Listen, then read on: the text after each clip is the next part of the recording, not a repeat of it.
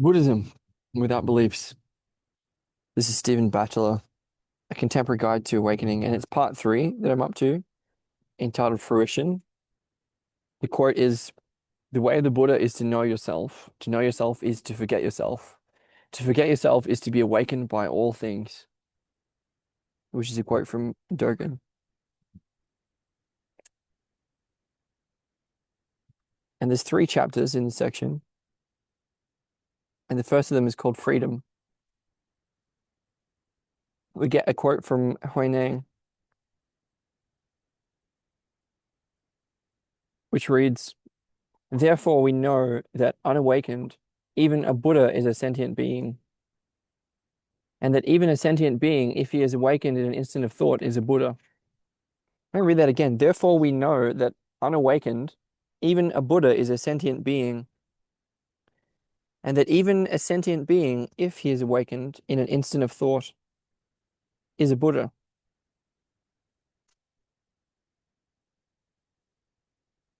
And now, Steven Batchelor. When a man is released from a prison, he recovers his freedom. The moment he steps outside the gate, he's freed from his sentence, the wardens, the walls, bars, and locks of his cell. The world lies open before him. He is free to realize the possibilities it now offers. And he is free for others, available for relationships, available for whatever demands and challenges others present him. Freedom is never absolute, it's always relative to something else. Freedom from constraints, freedom to act, freedom for others.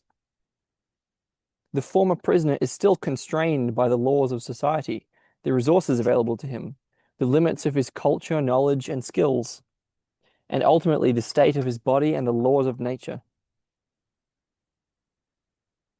Similarly, the freedom of awakening is a relative freedom from the constraints of self-centered confusion and turmoil, from the craving for a fixed identity, from the compulsion to contrive a perfect situation,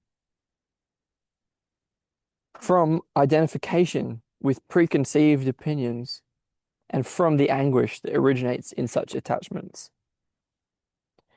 The Buddha himself was still constrained by the worldview of his time, his own language, knowledge, and skills, his awareness of what his society would tolerate, the availability of resources and technologies, the geographical and political barriers that restricted him to a limited area of northern India, his physical body, and the laws of nature.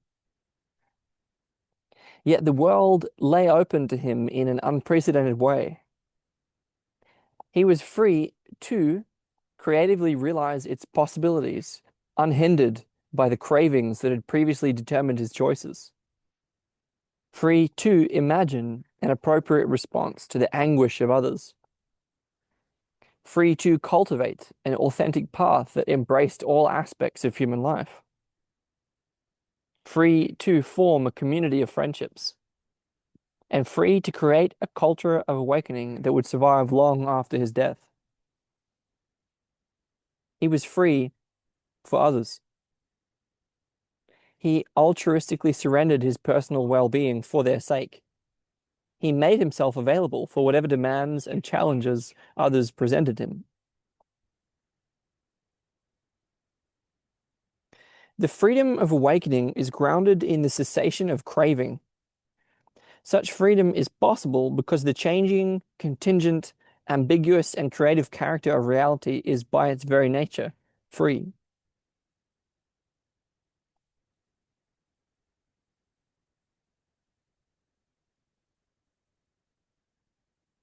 Again, the freedom of awakening is grounded in the cessation of craving, and such freedom is possible because the changing, contingent, ambiguous, and creative character of reality is by its very nature free. We are our own jailers. We keep ourselves unfree by clinging out of confusion and fear to a self that exists independently of all conditions. Instead of accepting and understanding things as they are, we seek independence from them in the fiction of an isolated selfhood. Ironically, this alienated self-centeredness is then confused with individual freedom. The aim of Dharma practice is to free ourselves from this illusion of freedom. This is achieved by understanding the anguish that accompanies such delusive independence and letting go of the confusion and craving that hold it in place.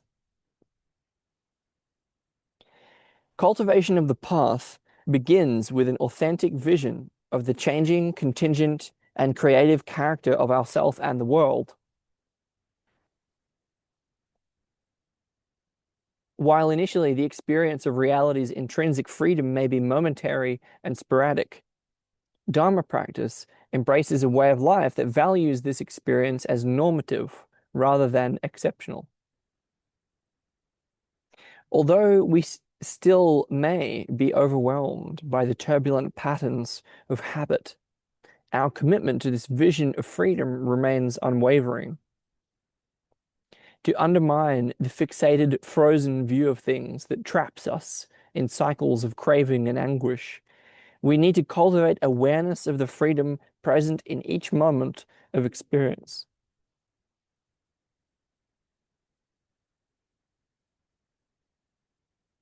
As long as you are unmindful of the breath, it carries on in its own way. But as soon as you start paying attention to it, you tend to constrain it. Even if you tell yourself, just observe it as it is, the very act of self-conscious observation makes it stilted and controlled. You might have the sense that I am breathing rather than it breathes. Try this. At the end of the next outbreath, just wait for the following in-breath to occur, as though you were a cat waiting for a mouse to emerge from its hole.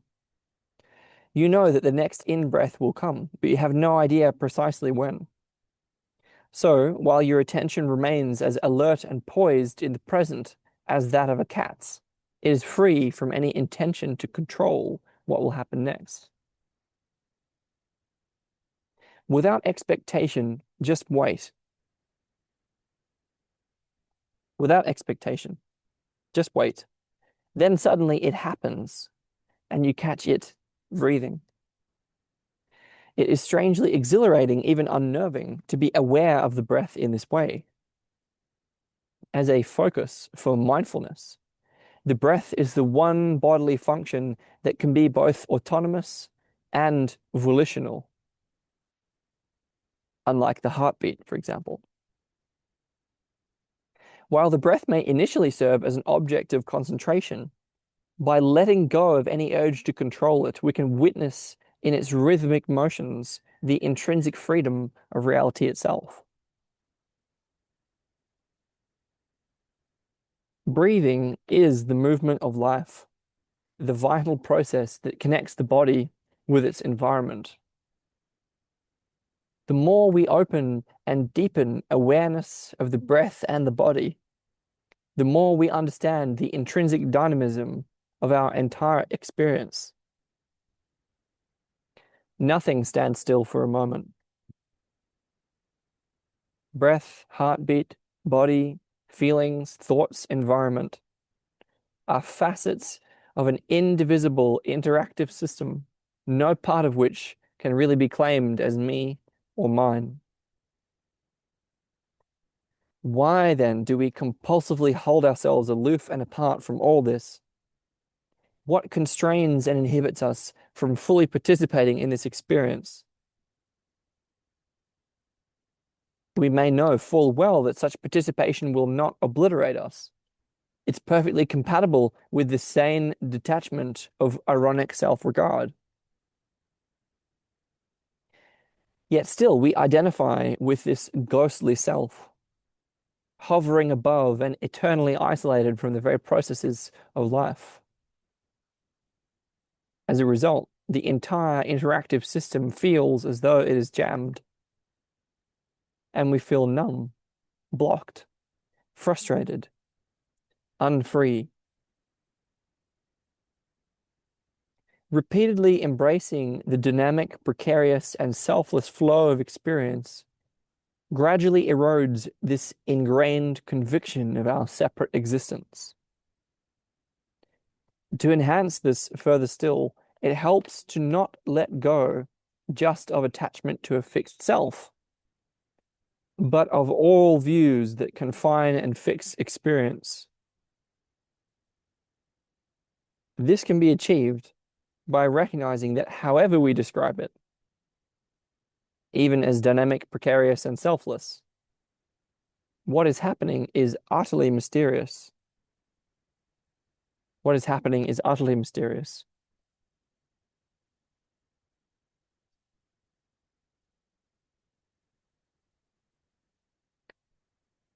As mindful awareness becomes stiller and clearer, experience becomes not only more vivid, but simultaneously more baffling. The more deeply we know something in this way, the more deeply we don't know it. As we attentively listen to the rain or look at a chair, these familiar things become not only more apparent, but also more puzzling. As we sit there aware of the breath, it is on the one hand ordinary and obvious, but on the other, a mystery that we breathe at all. Attending to this dimension of experience where descriptions and explanations fail challenges assumptions about how we know. Experience cannot be accounted for by simply confining it to a conceptual category. Its ultimate ambiguity is that it is simultaneously knowable and unknowable.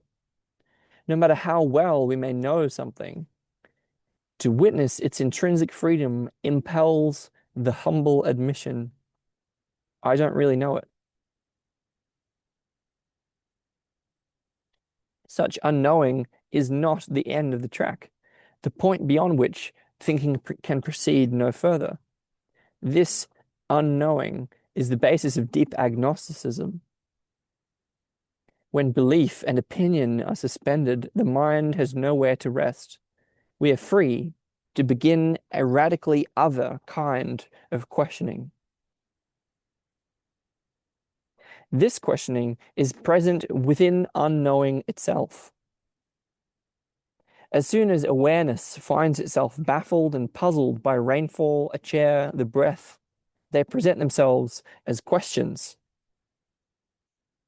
Habitual assumptions and descriptions suddenly fail, and we hear our stammering voices cry out, "What is this? What is this? What is this?" Or simply, "What?" or "Why?" Or perhaps no words at all, just a question. The sheer presence of things is startling. They provoke awe, wonder, incomprehension, shock. Not just the mind, but the entire organism feels perplexed. This can be unsettling. Awareness now can be derailed easily by flashes of speculative thought, spontaneous bursts of poetry, which, no matter how inspired and original, cast us back into the categorized and familiar world. The task of Dharma practice is to sustain this perplexity within the context of calm, clear, and centered awareness. Such perplexity is neither frustrated nor merely curious about a specific detail of experience. It is an intense, focused questioning into the totality of what is unfolding at any given moment. It is the engine that drives awareness into the heart of what is unknown.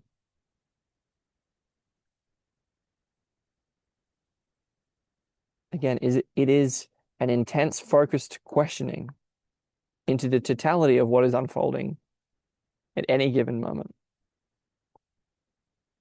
It is the engine that drives awareness into the heart of what is unknown. The questioning that emerges from unknowing differs from conventional inquiry in that it has no interest in finding an answer. This questioning starts at the point where descriptions and explanations end.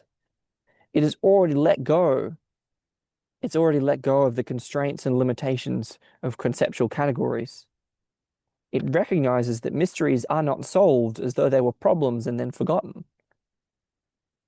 The deeper we penetrate a mystery, the more mysterious it becomes. This perplexed questioning is the central path itself. In refusing to be drawn into the answers of yes and no, it is this and it is not that. It lets go of the extremes of affirmation and negation, something and nothing.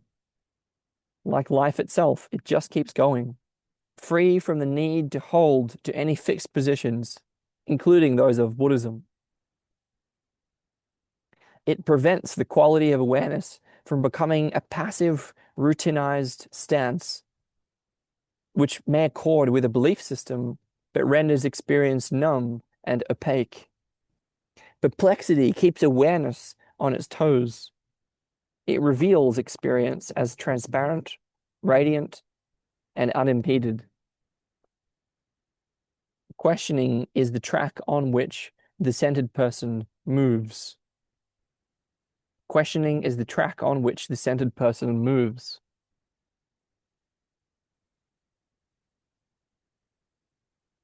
Fired with intensity, but free from turbulence and the compulsion for answers. Questioning is content just to let things be. There is not even a hidden agenda at work behind the scenes. Expectations of goals and rewards, such as enlightenment, are recognized for what they are. Last-ditch attempts by the ghostly self to subvert the process to its own ends. The more we become conscious of the mysterious unfolding of life, the clearer it becomes that its purpose is not to fulfill the expectations of our ego. We can put into words only the question it poses, and then let go, listen, and wait.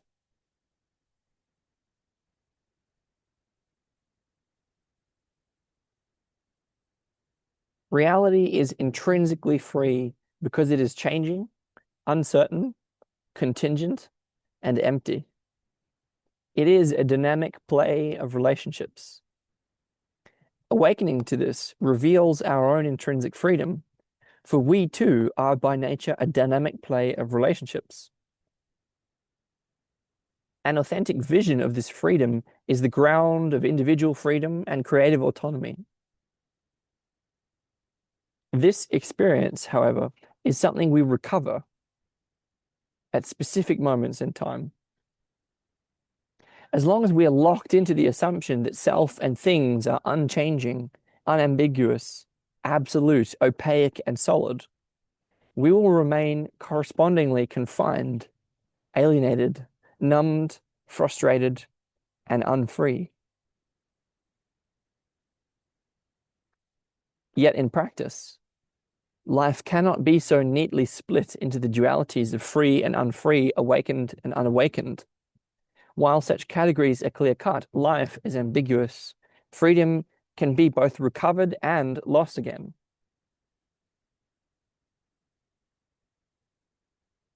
Awakening is the recovery of that awesome freedom into which we were born, but for which we have substituted the pseudo-independence of a separate self.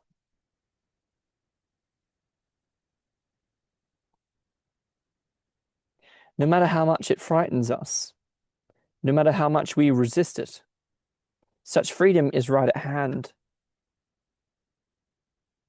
It may break into our lives at any time, whether we seek it or not, enabling us to glimpse a reality that is simultaneously more familiar and more elusive than anything we've ever known, in which we find ourselves both profoundly alone and profoundly connected to everything. Yet the force of habit is such that suddenly it's lost again, and we're back to unambiguous normality. Through counteracting this force of habit, Dharma practice has two objectives: to let go of self-centered craving so that our lives become gradually more awake, and to be receptive to the sudden eruption of awakening into our lives at any moment. At any moment. Awakening is both a linear process of freedom that is cultivated over time and an ever-present possibility of freedom. The central path is both a track with a beginning and an end, and the formless potentiality at the very center of experience.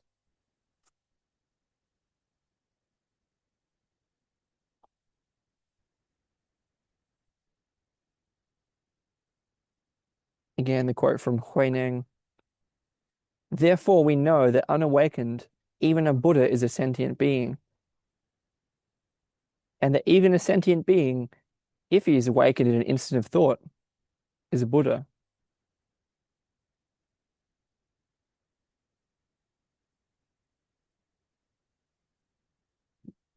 And then the quote from Dogen reading, the way of the Buddha is to know yourself. To know yourself is to forget yourself. To forget yourself is to be awakened by all things. That being the chapter on freedom in Steven Batchelor's Buddhism Without Beliefs.